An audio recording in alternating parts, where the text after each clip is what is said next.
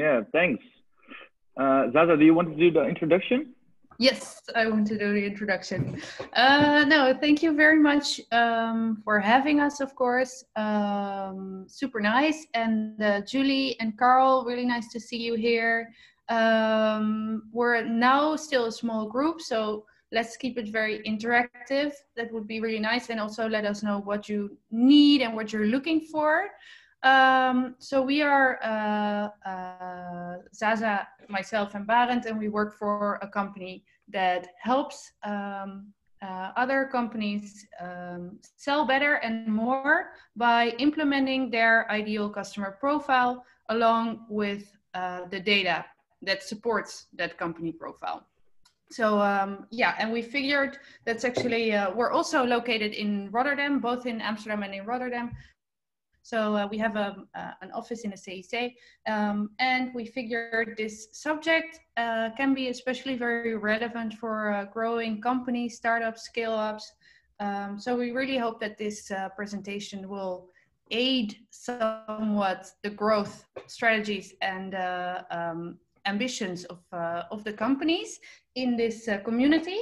So that's why I was very keen to organize this presentation with CEC, and I invited Barend, who is my colleague, and he implements the ICP profiles with a lot of companies, and yeah, he's an expert on data.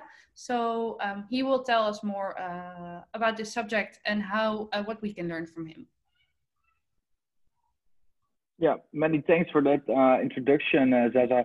So maybe still, because we are in a quite small group culture, we know each other already, but maybe Julie and Carl, if you can make a short introduction about yourself and why you are attending this meeting and this presentation. So maybe just where you're looking for, what you hope to get out of it.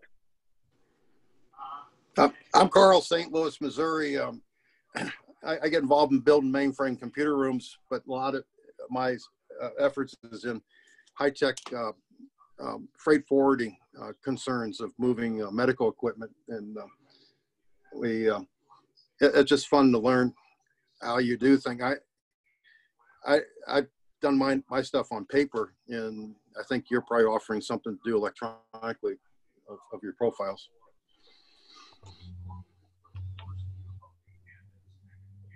Sure, thanks. All right, I was on mute. Thanks for that introduction. Yeah, sure, and we do this digitally profiling exactly. So good to have you here. And Julie, what about you? So myself and my business partner, we're Blue Ninja Business Support. So we support companies virtually working on time-consuming tasks and working practices. So we've got 5 ninjas. We've got report, project, process, admin, and our new one is called Ninja Me. So I'll let you go and find out some information about that. So we have spent some time this summer working on our brand proposition. We do social media, but we don't know if we're targeting the right people. We know LinkedIn would be where our client base is, and it's just the whole trying to work out who these people are, because the clients that have come to us have usually come word of mouth so far. Mm-hmm. All right. Well, thank you. Good introduction, and great to have you here with a real view on what is supposed to benefit your company in the future. I think what I wanted to do is tell you a little bit about what we do, what our company does in general, and how we use an ideal customer profile in our way of working. So if you have any questions regarding these topics, please just ask. Seeing we are a small group, we can keep this interactional instead of a monologue from my side. So yeah, what we do, we're Vinu, we're a Finnish company originally. Vinu means in Finnish to have a hunch. What we do, we turn raw company data into a powerful platform of company information, and these kinds of information we put in sales and marketing teams or We help them create ideal customer profiles, reaching out to the right companies, and reaching out at the right time. So we started in 2013. We expanded now into 7 countries. We have over 1,600 customers. I think this is a quite old slide in the sense that we have a lot of, I think, around 200 employees now at the moment. So we grew quite fast. So firstly, I think it's good to talk about what an ideal customer profile exactly is. Julie, you mentioned that your potential customer base is on LinkedIn, but that is really focused on buyer personas. So the buyer persona is a different thing than an ideal customer profile in our view. So what is an ideal customer profile, and why would you need one? So a description of an ideal customer profile is actually a fictitious company that gains a lot of value from working with you, and also vice versa.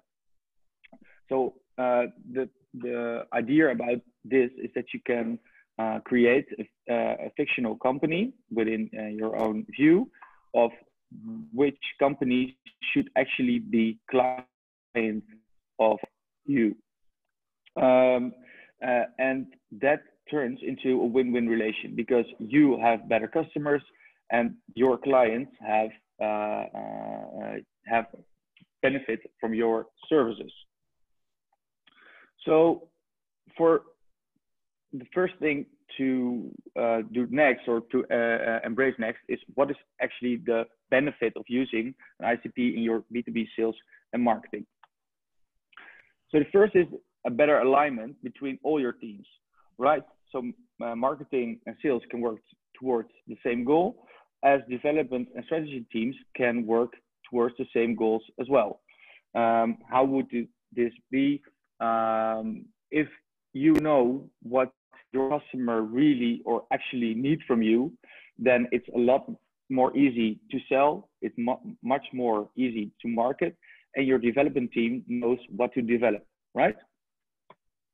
So in sales, you can make actually much faster sales if you reach out to your ideal customer profile, because you know that you can solve something for them, or you can add value in sense of a product for them. And of course, happy customers and well-fitting customers are far more less likely to churn or go away from your customer base. So maybe also to give an example or an outline of what happened when we started implementing an ICP within our own company. Firstly, our ICP was, we thought that we could actually provide services to every B2B company there is, which has some sort of sales process. You can imagine, even in a small country as Holland, there are a lot of companies which are in the B2B sector and have a sales team. So our scope was very broad. So when we narrowed it down. So for now, our ICP is companies who have a marketing or sales team, are in B2B, and have some sort of CRM, because we put all our company data in CRM systems. So that narrows down a whole lot of companies, because we don't really want to do business with companies who don't have a CRM, because we saw from our own data that companies who didn't have a CRM would be far more likely to churn after a year than companies who have a CRM. So that also meant that for our development teams, they would start to develop more features or solutions towards CRM integrations instead of other things. Next to that is that we gained a lot in ICV, so in average contract value. So our deals went up because we only sold to ICP clients which are perfectly fitted for our solution. So we didn't have to give any discounts. They saw the value and wanted to buy from us. That also resulted in less churn than before. Is this clear for you guys, or do you have any questions? I've got a question. What do you mean by churn? Yeah, churn. Sorry, maybe that's a little bit of a slang. Churn is when people stop being your customer. Okay. I was going to say I've got a CRM, and I was like, oh, am I a churn or not? No. So churn is actually, I think it is a SaaS slang, but it means that people stop their solutions with you, right? So they just stop being customer. Okay. So I hope that I gave you a good idea about what it meant for us to create an ICP and implement it. But I think this workshop is all about, or giving you examples on how to create one, right? So how do you create an ICP?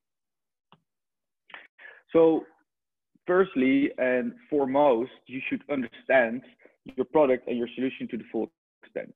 So this means that you really need to consider how and what do you solve, or what is the benefit that your customer would gain from your product or service. This can, tips and tricks for this to understand your service to the full extent is to do customer interviews, right? So get in contact with your customers, know what the pain is you're actually solving with your product or with your service, and why they want to be a customer of you. Because if you know that, then you can duplicate that for finding new customers. Next to that, it's very important to find out which characteristics your happiest customers share. Those can be a lot of things. So you can look in your CRM, for example, to see in which industry they are, which geographical location they have. It can mean a lot of things, but it's really good to dig deeper into the common pattern you see in your happy customers. It can also mean that happy customers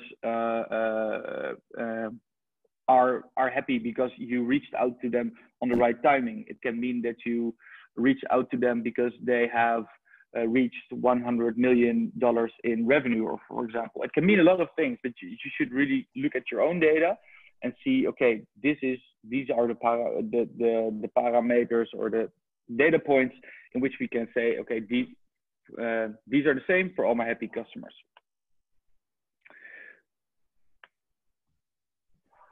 If you find the right answers, it can lead to a lot of good things for your company. So it can shorten your sales cycle, right? Because if you only sell to companies who are more likely to buy from you than others, your sales cycles will be much shorter. What we talked about just now was if you only sell to the right companies, there are far more less likely to churn, right? To stop being a customer of you, and your deal size will go up. Does this make sense to you, Carl and Julie? Right? Okay. So also what we thought it would be good to have an example of how this would look like, and what does it look like in real life. So traditionally, people would only look at somewhat static data to define an ICP, right? So for example, now we see here in the example, we see a traditional ICP, an industry, so the software development, a location, a size, and a revenue. So if you look at modern ICPs, you try to find more characteristics of your ICP, right? So we now see that if you see that a high digitalization, for example, is a good characteristic, sorry, for your most happy customers, then you should use that, right? If you have a sales trigger or an identification of why, at what moment they buy from you, that's also very important to keep in mind.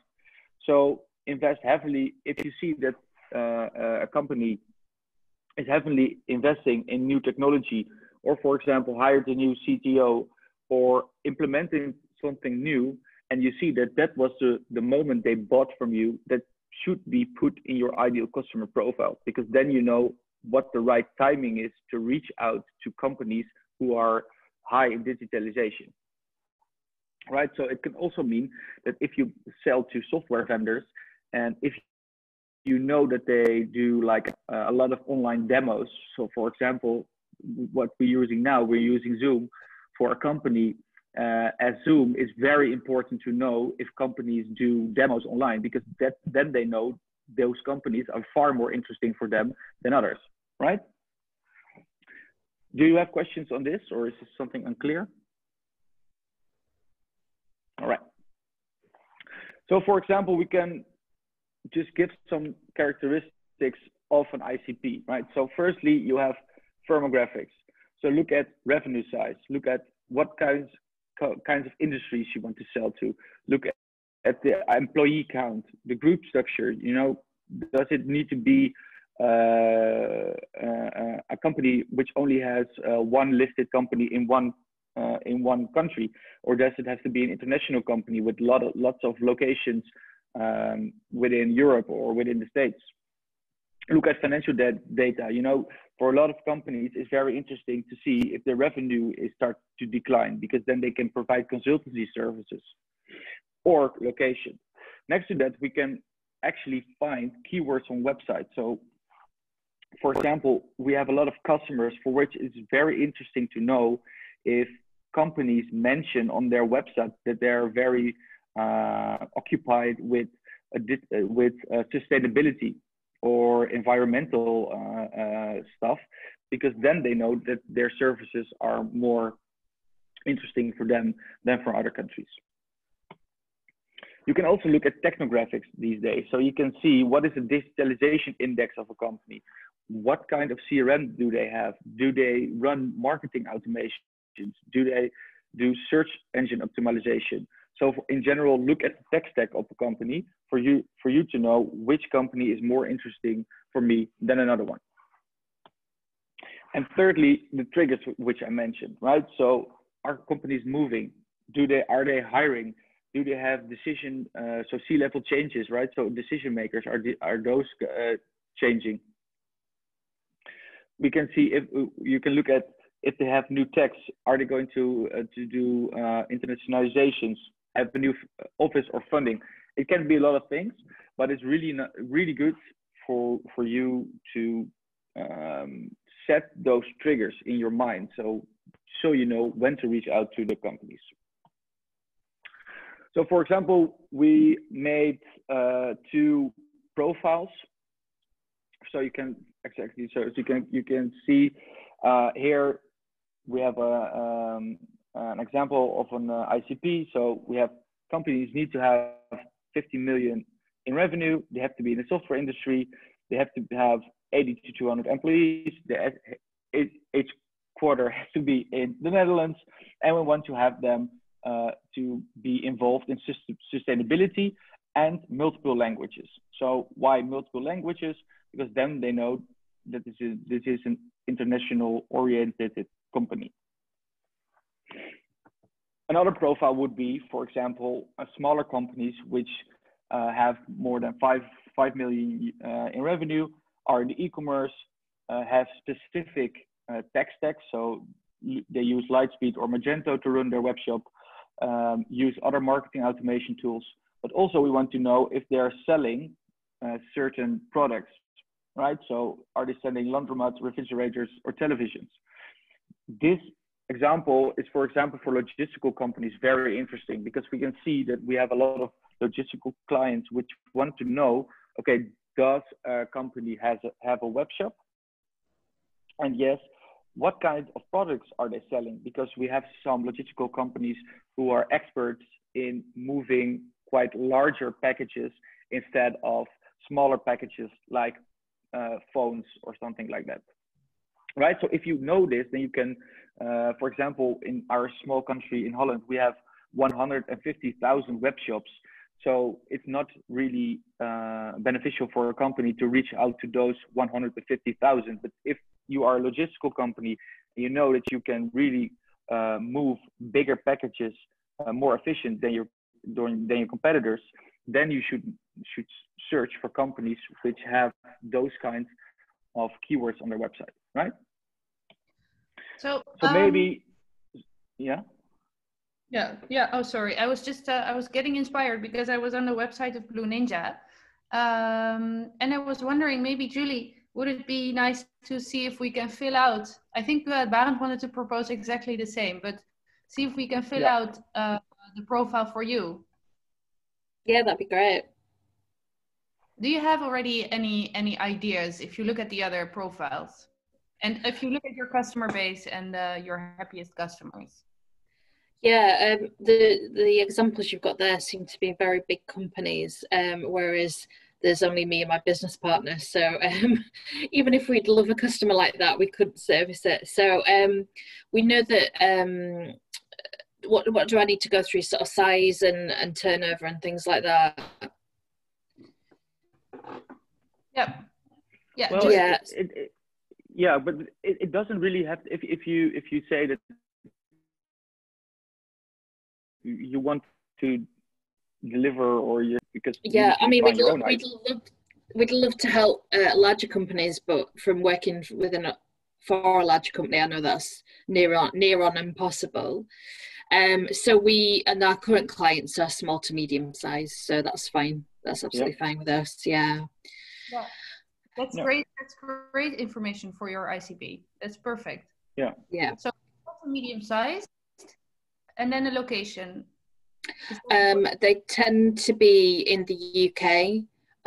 We would love a Dutch client, and we've tried very hard, but at the very last hurdle, I would say language is a problem. Okay. So yeah. And then if we can look any further than the location and the size of the company, are there any other characteristics which you know would suit you perfectly? Well, I know the conversation only really starts when they know they've got a problem that needs solving. Yeah. And they've got a budget. So if they haven't got one of those two things, it's not going to happen. We can have a nice conversation, but if they don't have a budget, then it's not going to go very far. So they usually come to us when they want to deliver something or something's going a bit wrong.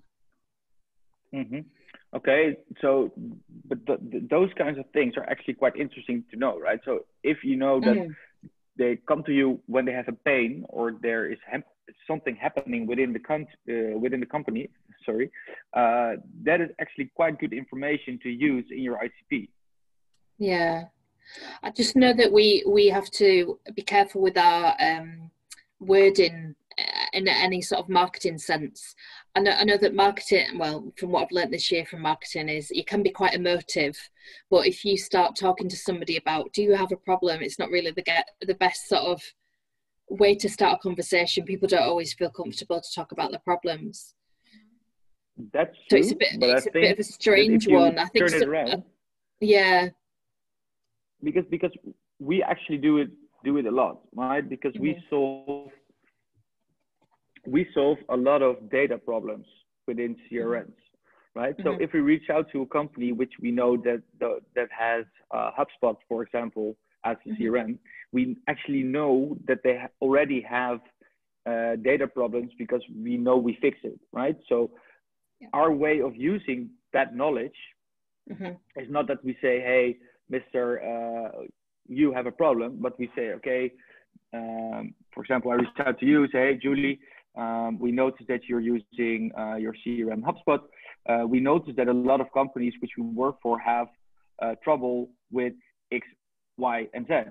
Do you experience the same thing? That's a whole different approach to to addressing the problem which a company already has, right? Yeah. So in that sense, you can use the fact that a company has a problem. Yes. Yeah, it's about presenting the solution, isn't it? Yeah. Exactly. That's relevant, and by knowing their challenge and then providing the solution that's actually relevant for them, then there's then we see, that's also what we see with our hit rates, etc. They go up because people feel understood. They feel like you know what you're talking about. They trust you right away, or faster at least. Yeah, I think it's a bit of a strange one because our skill set is business operations and it's quite varied. So we tried to split down into the ninjas, but still a very small business can think, I don't need a project. And it's like any change, you know, you've bought a new piece of software and you're going to try and make it work with other things. That's a project. So I think some of it's around the language. But yeah, I mean, if we see anything that's not working for somebody, we generally reach out anywhere. We just can't help ourselves. You know, if you see something wrong on somebody's website that needs updating, we'll just reach out to them, not necessarily thinking it's going to come to some work, because people go, oh, thanks for fixing that. Oh, I can't afford to get my website overhauled. And it's just like, that's fine. You know, it's just like, so it's a bit of a strange one really, because the people we work with, they come to us through one thing and it just goes on to something else and something else and something else. And yeah, we don't tend to have, it's quite unusual for somebody to come to us for one thing that gets delivered and that's the end of it. So it's a bit of a strange one. All right, but then maybe we can, but so did I understood correctly that you mostly work for software companies? No, they tend to be, no, we've worked with an NGO. We're working with a couple of mental health, addiction companies that run events. We're currently working with a marketing company. So it's more about, at the minute, from what we've done, is about getting some good processes in there, and also just pulling all the moving parts together to make things work quite seamlessly. It's quite hard to explain. I think that's the thing. People come to us with one thing and they go, can you look at this? Can you look at that? And we just keep going. So we really talk about the value add, because it's almost like we know what we know and we know what we don't know, and we want to try and do what we don't know, but we'll try and find you somebody that knows the answer. Yeah. But it sounds... But still, sorry, Sarah? Yeah, I was just thinking that maybe it's also interesting. I think for us, for example, before we had our ICP, we could serve a lot of companies, and many of the companies that don't fit our ICP had good value of our proposition as well. But at one point we started choosing, and by making the decision to have to focus on one group, and the others we wouldn't serve as much anymore, or not at all. Our proposition became also more clear. So it's also about the focus in your company that also will help you sell more, just because your proposition becomes better. And by doing so, the clients that you go for example, if you mentioned an NGO and mental health organizations, those are organizations that are not really occupied with their processes, their website, all those kind of things, but they are occupied with taking care of society and, you know, and doing good things for others. And maybe that's a perfect ICP to say, like, okay, we're going to really, with our marketing, also focus on that, our case studies, and also just really in your communication kind of, and look for companies that are, for example, then in that case, less digitalized. The profile X and Y are both like highly digitalized. But maybe for you, it's interesting to look at companies that have an older website and the things that are wrong, which you said already. Yeah. It's about quite a good discussion, I think so. Yeah, I like that. I think it's one of those where you've just got to hit it quite right with the demonstrating you can help somebody and then sort of letting you in, if you like, because they're not, you know, sort of corporates like you're looking at. In a corporate world, they know they've got a problem, they know they've got budget, and they've got a certain process to go through. Whereas we're in that sort of grey area of people want things to go better, but there's a lot of emotion around, you know, sort of letting go of things as well. So yeah, we do a lot of coaching as well of people trying to, you know, like to hear. So yeah, but no, you're right. It's about finding somebody. And that's the thing. You know, I go to a lot of networking events, and I know that I'm not going to talk to somebody, and the day after we're going to have a deal.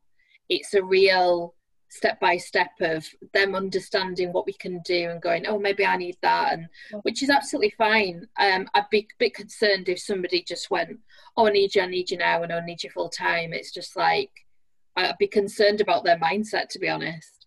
So that doesn't really bother me. But so yeah, it's just about articulating it and finding those people. There isn't one location or one type of industry that goes, oh my God, what have I done without you? Because business operations and the companies you work with, they'll have massive teams and, you know, across various areas that do business operations in lots of different ways. So we're just trying to bring best practice to and make it at the right level for people's requirements. It's interesting though. Nice. Some of the I'll just tell you this one, and then I'll let you move on. Is okay. So some of the single person businesses, I've been to some networking groups, and they actually have given the ICP a name, an age, but it depends obviously what business they're in. And I'm just like, I don't want to get down to that level, because I feel like we're putting ourselves in a corner, and if we don't find that person, then we've got no business, if you know what I mean. So, but it was quite surprising to hear somebody say that she's called so and so and she's this age, and I was like, wow. I just felt like you're aiming at something, but you're just ignoring everything else as well.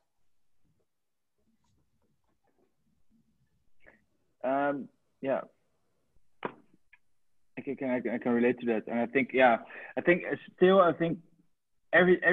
every bit of information that you have could benefit your strategy towards clients in general, right? Mm-hmm. So even if it's for small companies or you don't sell to corporates, it's actually quite interesting to know everything you know. So if you know that you sell only to small customers, that's okay. You know, find those small customers and find those companies which you can actually solve something.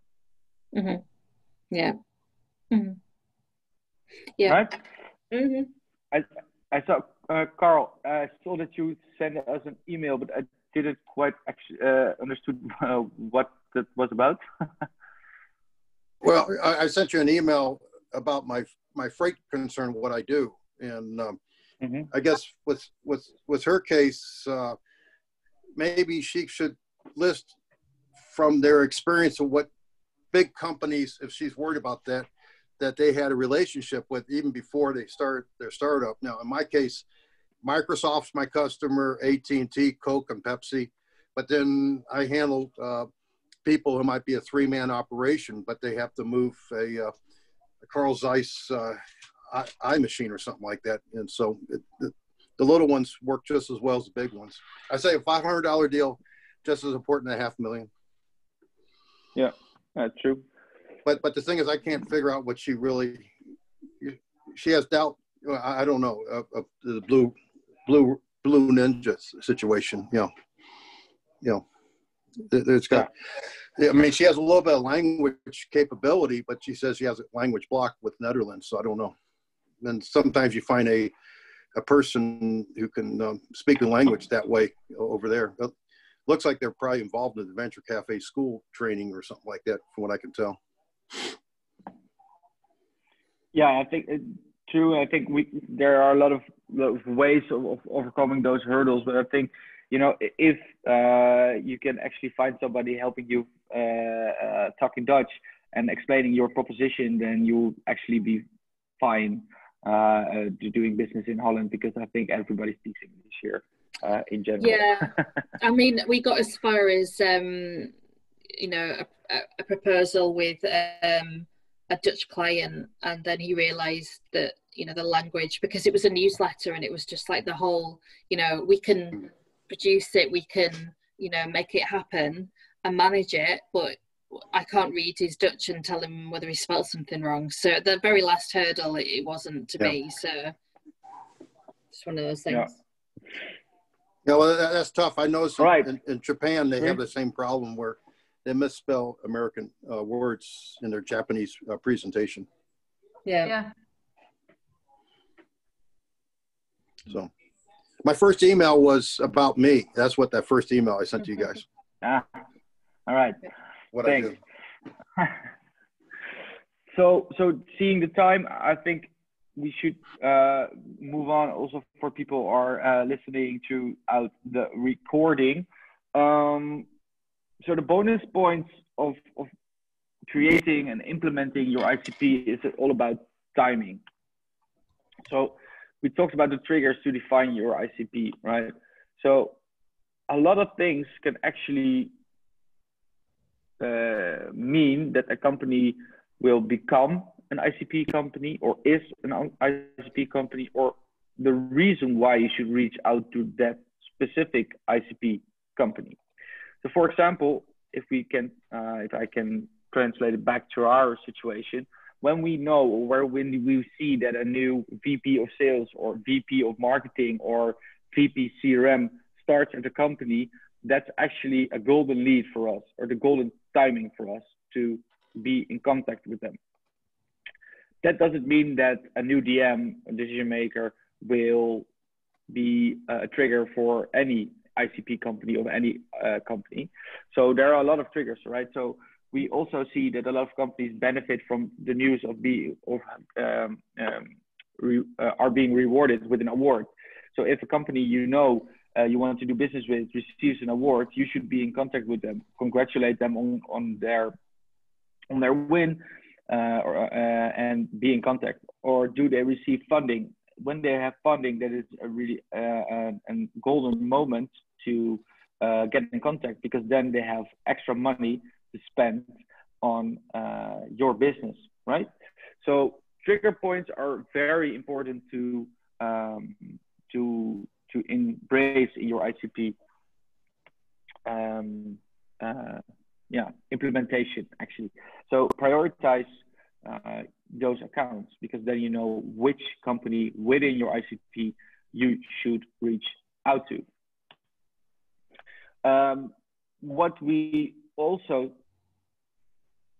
say is that when you do a trigger-based outreach, make it personal, right? So try to don't send out 10,000 emails, but just a small LinkedIn message, personalized outreach will suffice. Or when you know you have an ICP of, let's say, 1,000 companies within a certain country, just put them all in a marketing campaign and make a personalized outreach for those problems you solve for those kinds of companies. In general, this would mean that your spending budget is much more efficient, right? Because you have a higher relevance, and your yield is better because more interesting companies will react on your outreach. So we have a free template to download on our website for you guys to create an ideal customer profile and work with it. So you can go to this website, download it, it's for free. All the things I've discussed today together with Zaza will be explained in here again shortly. And yeah, we actually hope that this will help a lot of companies being more data driven and reach out in their sales and marketing efforts to the right companies at the right time for them to generate more revenue. If you guys have any questions, please feel free to reach out to me at barend@winu.com or zaza@winu.com. And we can actually schedule a call or a meeting like this for us to discuss any further. Zaza, do you have anything to add? Or did I miss something maybe in my talk here?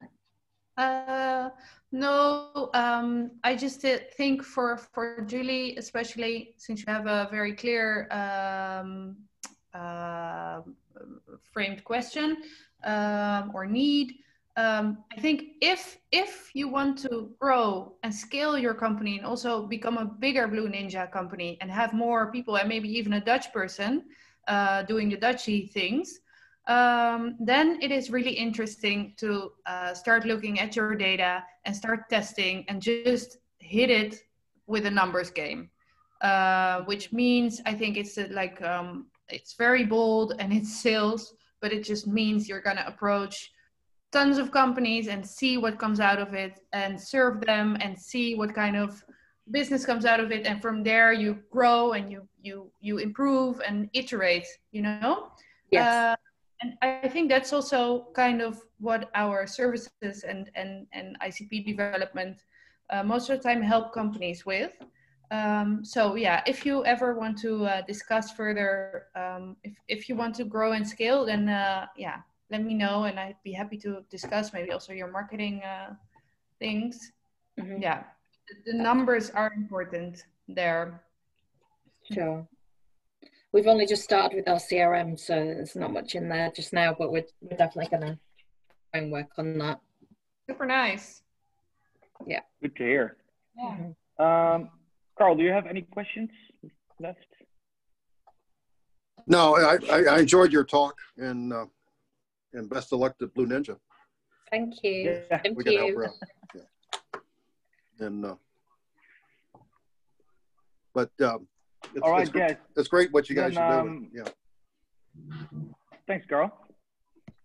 Thank you for the super interesting. Nice.